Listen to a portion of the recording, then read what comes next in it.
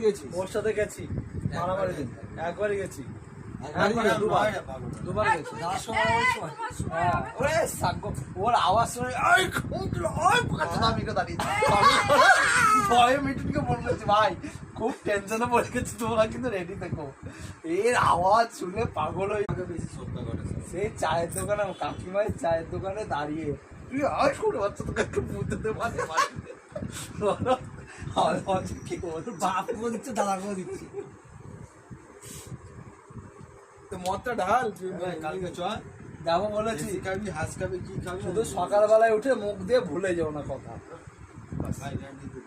আর ভুলে যাস এই মাতালটাকে বলছি তুমি কিন্তু আমি মাদার না তুই চেল্লাবি না আমি ফোন করে কি হইছে আমি মনে করি তুই বাইরে কথা দিয়েছিস দেশি মুরগি খাবে আমি নিয়ে দেশি মুরগি দেশি না আমি রাজহাঁস খাবো এই আমার পাড়াতেই নেই রে